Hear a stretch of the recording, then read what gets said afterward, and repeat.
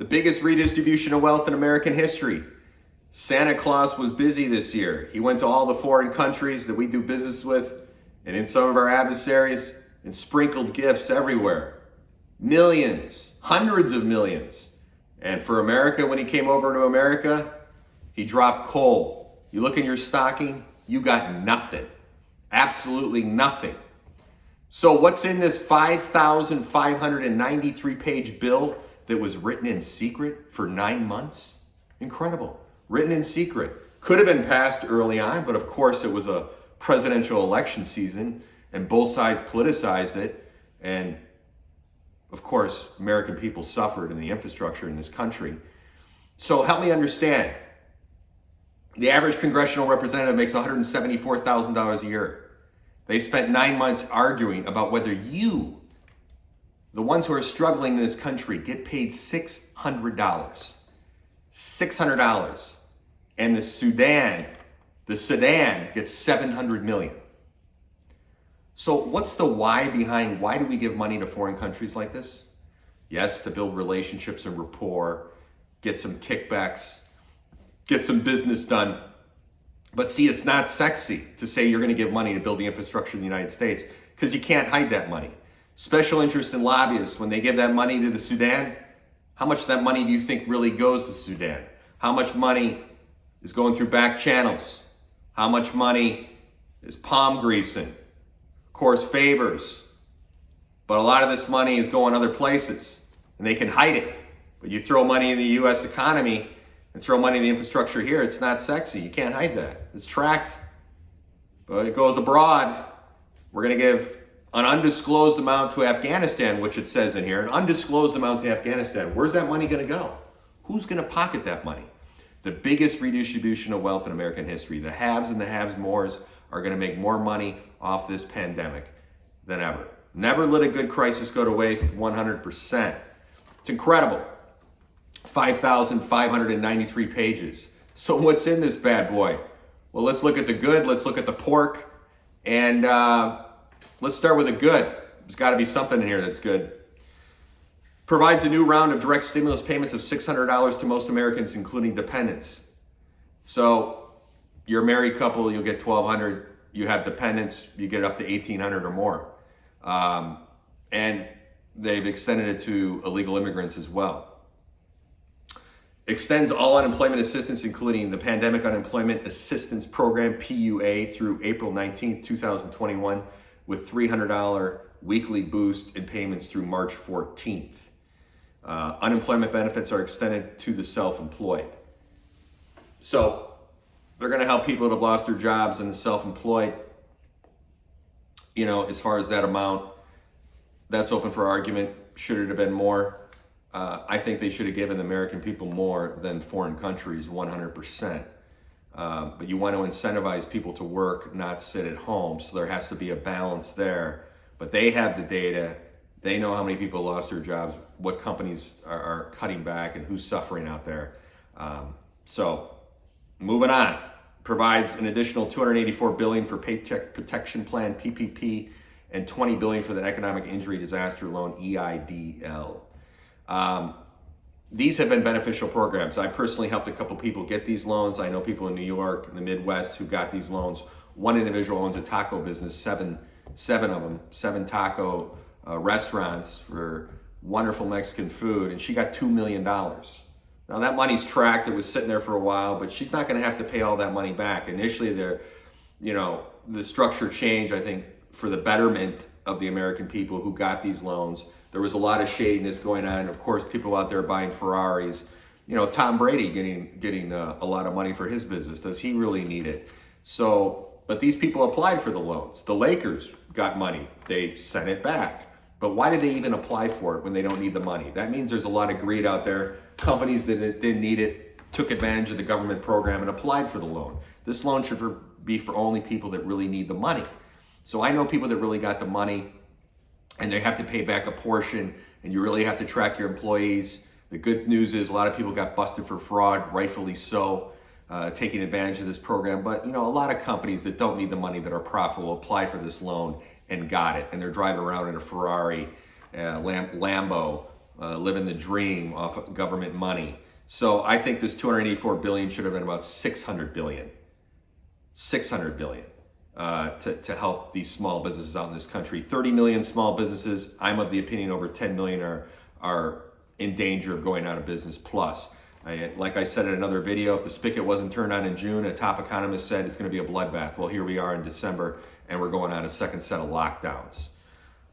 Moving on, allows certain eligible businesses to receive a second PPP loan. So if you already got a PPP loan, you can get another one. That's good news. Hopefully they'll follow through on that. Creates a simplified forgiveness process for most PPP borrowers. From my limited experience with it, I've seen people that are getting forgiven, some of it, if not all of it. Just concerns me how it's going to be structured this time around, just like in 2008 when they said they were going to help people with their foreclosed homes. And what happened? They seized their homes because it behooved the banks to seize, the central bank, seize those homes because they can double dip and make more money. And at the end of the day, what is it all about? It's all about profit, 100%. Allows for deductibility of the business expenses paid for with the PPP funds. So that's good. Hopefully they'll follow through on that. Provides $25 billion to the states through September 30th, 2022 for rental assistance and allows landlords to apply for funds on behalf of tenants. We'll see how that program works. When I delved into this program, the landlords, and I'm a landlord, were required, you couldn't evict for 5 years, and tenants would get some equity in your property. I mean, this is what it said last time. I haven't delved into the new one because they don't have the fine print yet, but it was very shady. And especially in California, you know, I as a landlord have many properties. I still got to pay my property taxes. I got maintenance bills. I got a mortgage. You know, there's cost along. Us landlords are not rich. Gavin Newsom didn't say you didn't have to pay your property taxes, Tim, which is what he should have done. So we still got to try to drive revenue for this state that's the 5th richest economy in the world, and they're underwater. So we'll see how that's structured, if it's geared, of course, more towards the tenants and screwing the landlords. So includes payment for rent in as well as the utilities and other expenses related to housing. Extends a federal eviction ban through the end of January. I've been fortunate there. We have a number of properties, like I said in another video, we're down 11% in our rents, but work with your tenants, get partial rent, work with them and explain to them how this could affect their credit and damage them, and try to work a deal with them. And I do that, especially tenants that really take care of the units. So overall, we've been good. We have some Section 8 housing as well. Those are solid, but I have some single families that have had some issues, and we've been able to fix those issues and give a curtailment in the rent and get these people through the tough times. So the federal eviction ban is extended to the end of January, provides $7 billion to states for broadband expansion, including $300 million for rural broadband, and provides new money for schools and vaccine distribution. So yeah, I mean, the local municipalities, they need money, and we'll see if they, you know, get the money and use it wisely is the key. So you know, put this in perspective. You know, you're getting $600, and if you're unemployed, you're getting a little bump there. But you know how much the Pentagon spends per day? $2 billion. $2 billion. You know, and if M2 continues to rise at an exponential rate, what do you think is going to happen to the cost of living in this country? You just can't keep printing money. And I said this back in March, there's going to be inflation. 100%. And that's why I go back to Section 8 housing. That's going to protect you from inflation. It's going to increase the value of your hard asset, and you can increase your rents, because HUD housing is going all over this country now with the new administration. So, you know, you just can't keep doing this. Costs are already going up in this country, and you're going to, you know, in the short run, it's going to help people. I think it's good. I think this could have definitely been structured better. This is all, that's it. That's paid. That's the American people. That's what they got. That's it. Now, let's delve into what the foreign countries got. 5,593 pages. I figure that's roughly one page. One page out of 5,593. Let's talk about the foreign governments. Okay. Incredible. 135 million to Burma. 85.5 million to Colombia. Colombia. They're going to get $85 million. I wonder if any of that's going to go towards coca or building out the plantations there. $130 million in Nepal. $1.4 billion for Asia Resurgence Initiative Act. I wonder what that involves. $1.4 billion for the Asia Resurgence Initiative Act. $500 million to Israel.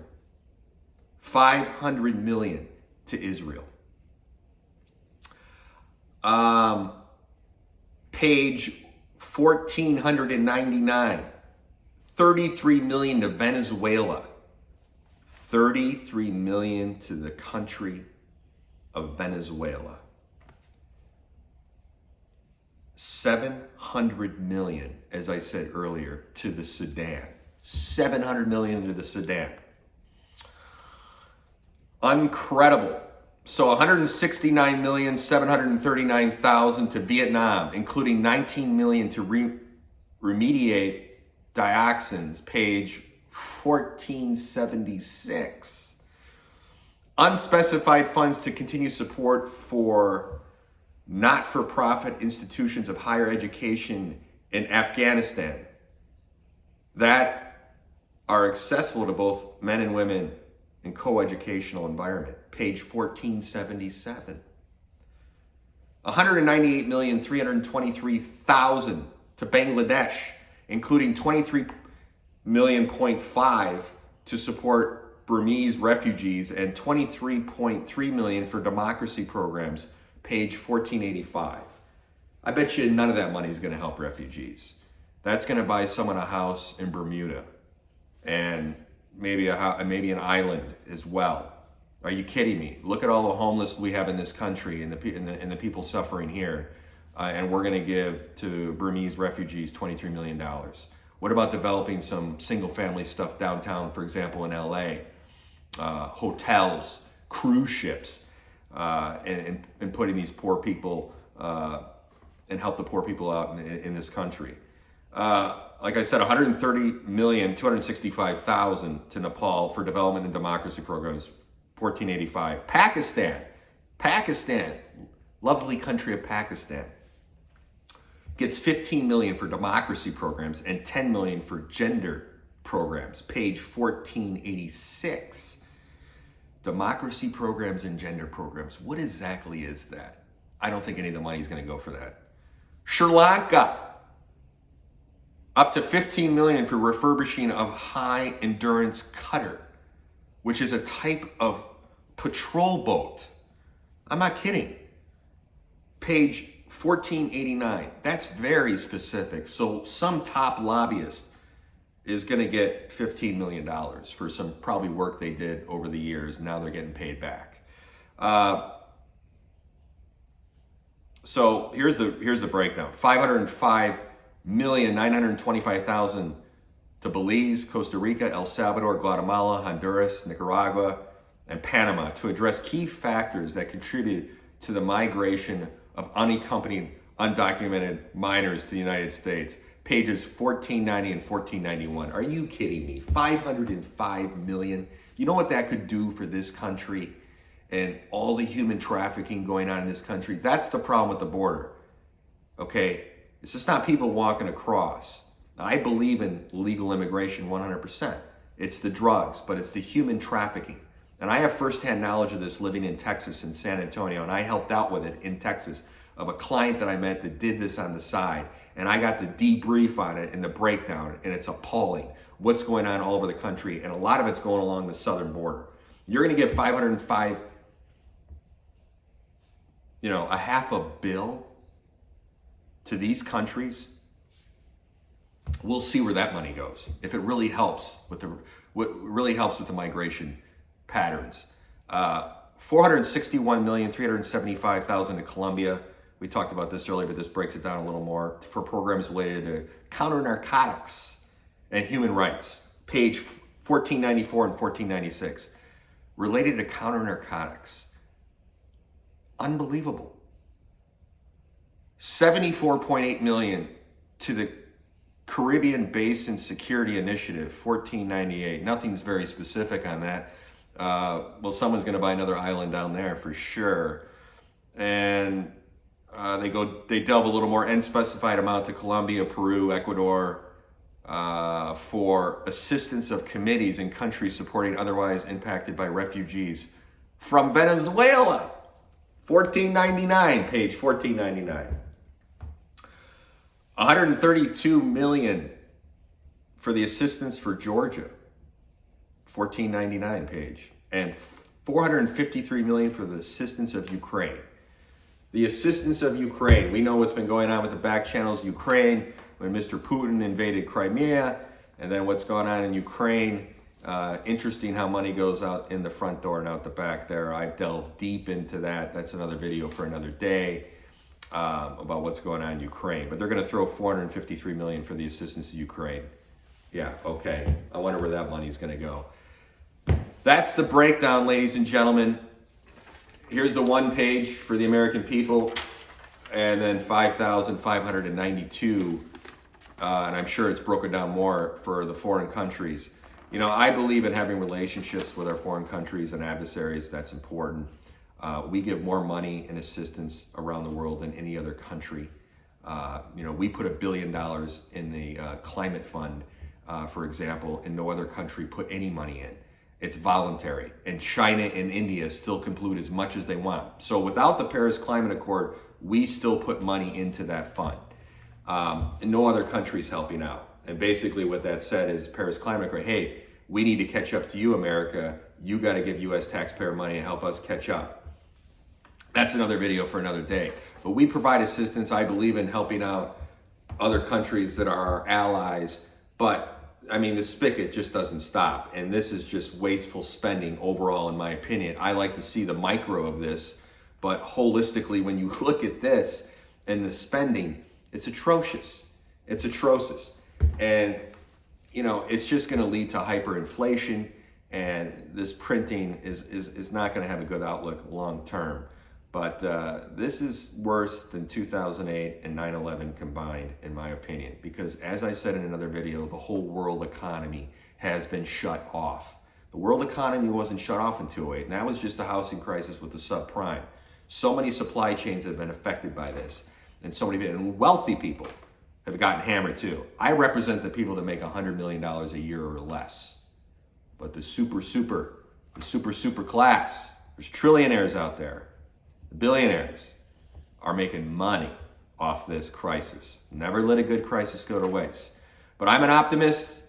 I believe everyone deserves a piece of the pie. Doesn't deserve just to go to a few, even though that's the way it's been. You know, you got to look at yourself in the mirror at night, and we got to help people and get through this. It's devastating what's going on. I'm talking to people not just in the United States, but all over the world.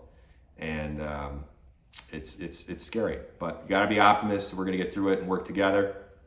I just wanted to share that with you. I was really disappointed last night when I was reading this bill, and I hope they cut some of this pork. We'll see. Take care.